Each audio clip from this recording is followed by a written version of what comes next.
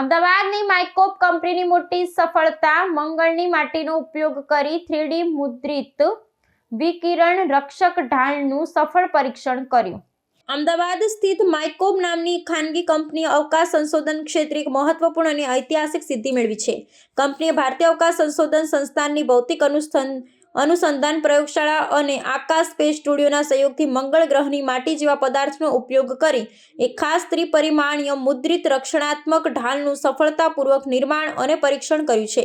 આ સફળતા ભારતના અવકાશ ક્ષેત્ર માટે ગૌરવપૂર્ણ છે। આ ઢાલ, જેને માર્ટિયન રેગોલિથ શિલ્ડ તરીકે ઓળખવામાં આવે છે, તેનો મુખ્ય ઉદ્દેશ્ય મંગળ ગ્રહ પરના અત્યંત તીવ્ર અને હાનિકારક વિકિરણથી ભવિષ્યના અવકાશયાત્રીઓ તેમજ સંવેદનશીલ ઉપકરણોનું રક્ષણ કરવાનો છે। આ પ્રકલ્પની સૌથી મોટી વિશેષતા એ છે કે તેમાં મંગળ પર ઉપલબ્ધ સ્થાનિક સંસાધનો રેગોલિથ એટલે કે માટીનો ઉપયોગ કરવાની તકનીક વિકસાવવામાં આવી છે। આ તકનીક ભવિષ્યના આંતરગ્રહીય મિશનો માટે અત્યંત નિર્ણાયક સાબિત થશે, કારણ કે તે પૃથ્વી પરથી લઈ જવાના સામાનના વજન અને તેના પર થતા ખર્ચમાં મોટો ઘટાડો કરશે।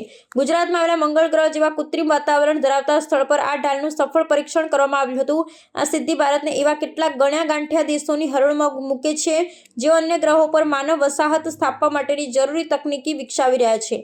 આ પ્રકલ્પની સફળતા ભવિષ્યમાં મંગળ પર સ્થાનિક માટીનો ઉપયોગ કરી આવાસો, ઉતરાણ માટેના સ્થળો અને અન્ય માળખાકીય સુવિધાઓના નિર્માણ માટેના નવા દ્વાર ખોલે છે અને અવકાશ ક્ષેત્રે ભારતની આત્મનિર્ભરતાને વધુ મજબૂત બનાવે છે।